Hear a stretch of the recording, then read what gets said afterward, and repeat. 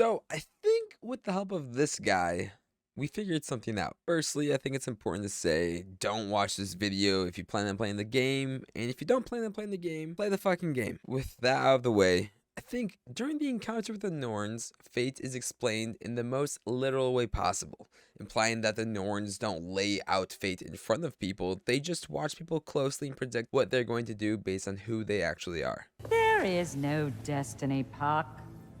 The protagonists are speechless. They do not understand. There is no grand design, no script. Only the choices you make. That your choices are so predictable merely make us seem prescient. I think this brief explanation of what fate is in God of War Ragnarok makes so much more sense the more thought that is put into it, especially if you take the idea that the nature of a person is far more important than the form of the person. The nature of a thing's more important than the form of a thing.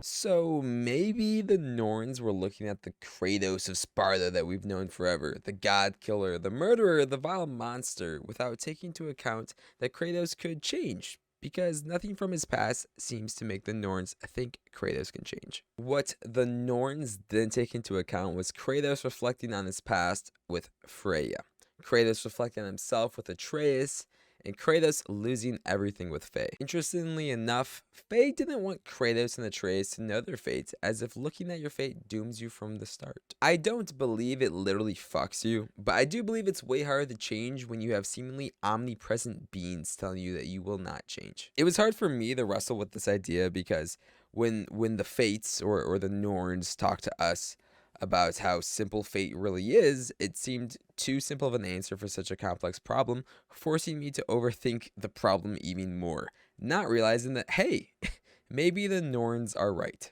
However, it does leave a few questions, such as, why was Thor standing over Kratos as he was dying in the mural that Angerboda made? And I believe the answer to that would be because that is the past Kratos.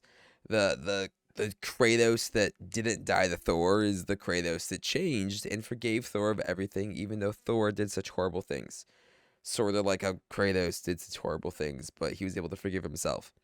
The past Kratos, the Kratos of Sparta, the ghost of Sparta, is dead before Thor. Meaning that Angerboda's idea or Groa's visions were predicting everything based off of Kratos and who he was in his past, not who he could change to be. Another thing that was seemingly open-ended for me was the final shrine at the end of the game that Faye had painted had Kratos' story. It had him coming to this land to flee his past. It had him spreading Faye's ashes, but most importantly, it had him uniting all of the 9 realms. Everything from the previous game and this game up until this point had me, and I'm sure many others, believing that Tyr, this land's god of war, was meant to unite all of the 9 realms and lead them into battle. But interestingly enough, every time this detail was brought up, it was left for a little interpretation. When you dig deeper, you realize that specifically a god of war is going to unite all 9 realms. Nobody believed it would be the retired god of war Kratos, especially with who he was in the past. But Faye believed it, and she was the only one who could see Kratos change in the future, implying that fate is a prediction of a person's future based on who they are. And shout out Faye for seeing Kratos for what Kratos couldn't see in himself.